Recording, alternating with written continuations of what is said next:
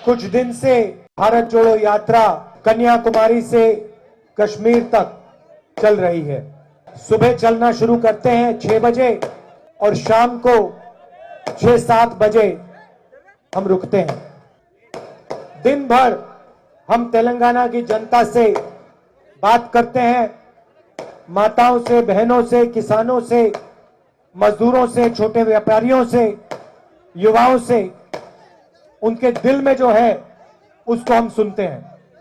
हम आपकी बात सुनते हैं और अंत में 15 मिनट हम अपनी बात रखते हैं। भारत जोड़ो यात्रा हमने क्यों शुरू की? आप सबने देखा होगा कि देश में बीजेपी के लोग, आरएसएस के लोग नफरत और हिंसा फैला रहे हैं। एक भाई को दूसरे भाई से लड़ा रहे हैं।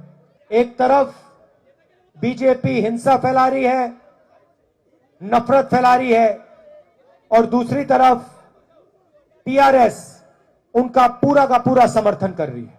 भारत जोड़ो यात्रा का पहला लक्ष्य जो हिंसा और नफरत देश में फैलाई जा रही है, इसके खिलाफ खड़ा होना, इसके खिलाफ आवाज उठाना। हिंदुस्तान में आज 45 साल में सबसे ज्यादा बेरोजगारी है। सड़क पे मेरे साथ युवा चलते हैं, मैं उनसे पूछता हूं कॉलेज के बाद, यूनिवर्सिटी के बाद क्या करना चाहते हो? मैं पूछता हूं, कहते हैं, कोई कहता है आईएएस, कोई कहता है पुलिस, कोई कहता है आर्मी। युवाओं के ये सब सपने हैं। इसके बाद मैं उनसे पूछता हूं क्या लगता है, यहां पे भाइयों और बहनों आपके चीफ मिनिस्टर नहीं हैं, यहां के राजा हैं। ये जनता से उनकी जमीन, उनका पैसा कैसे लिया जाए? हर शाम चीफ मिनिस्टर भूमि पोर्टल को देखते हैं, धरनी पोर्टल, भूमि पोर्टल, किसने क्या खरीदा, उसमें उनको वो भी पता लग जाता है कि उन्होंने कितना खरीदा। उनकी शाम को पर्सनल रिपोर्ट मिल जाती है, कहां चीफ मिनिस्टर ने किसकी जमीन हड़पी। आज मैं आदिवासी भाइयों बहनों से मिला, दलित भाइयों से मिला। फॉरेस्ट राइट्स एक्ट में हमने आदिवासियों को जमीन देने की कोशिश की, लाखों लोगों को हमने उनका जमीन का हक दिया। मगर आज तेलंगाना की सरकार दो चीजें कर रही है, उनकी जमीन छीनने की कोशिश कर रही है, और जिनके पास जमीन है उनको उस जमीन पर खेती करने का हक नहीं दे रही है। दलित भाइयों और बहनों को हमने 25 लाख एकड़ दिलवाए थे। जमीन आज तेलंगाना में सबसे बड़ा मुद्दा है, और इससे सबसे ज्यादा कष्ट तेलंगाना की जनता को हो रहा है। हमारी सरकार आएगी तो फॉरेस्ट राइट एक्ट को हम 100% इंप्लीमेंट करके दिखाएंगे, और जो दलितों को हमने जमीन का वायदा किया था, जो पट्टा दिया, उसका पूरा का पूरा हक हम उनको देंगे। और ये धरनी पोर्टल में जो बेईमानी हो रही है, गलत नाम डाले जा रहे हैं, इसको हम ठीक करेंगे। बेरोजगारी का सबसे बड़ा कारण नोटबंदी और गलत जीएसटी। आज मैं बुनकरों से मिला, हैंडलूम इंडस्ट्री में जो काम करते हैं उनसे मिला, और उन्होंने मुझे बताया कि जीएसटी ने उनके बिजनेस को बर्बाद कर दिया, उनके काम को खत्म कर दिया। 18% जीएसटी लागू कर दी उन पर। भाइयों और बहनों, नोटबंदी और जीएसटी ने जो छोटे बिजनेस वाले, मिडिल साइज बिजनेस वाले, छोटे व्यापारी हैं, उनकी जिंदगी बर्बाद कर दी। जीएसटी और नोटबंदी हिंदुस्तान के सबसे अमीर लोगों को फायदा पहुंचाने के लिए किए गए हैं, और जीएसटी और नोटबंदी के बाद जो छोटा बिजनेस चलाता था, जो मिडिल साइज बिजनेस चलाता था, उन सब के बिजनेस व्यापार बंद हो गए।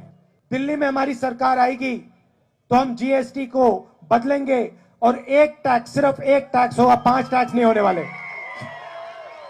और जैसे हम किसानों की पहले मदद करते थे, जैसे हमने किसान कर्जा माफ किया था, वैसे ही हम किसानों की मदद करेंगे।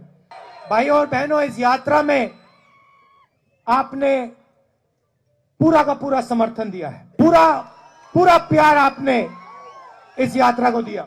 आप देखिए, इस यात्रा में अलग अलग धर्म के लोग, अलग जात के लोग, अलग भाषा बोलने वाले लोग सब चलते हैं।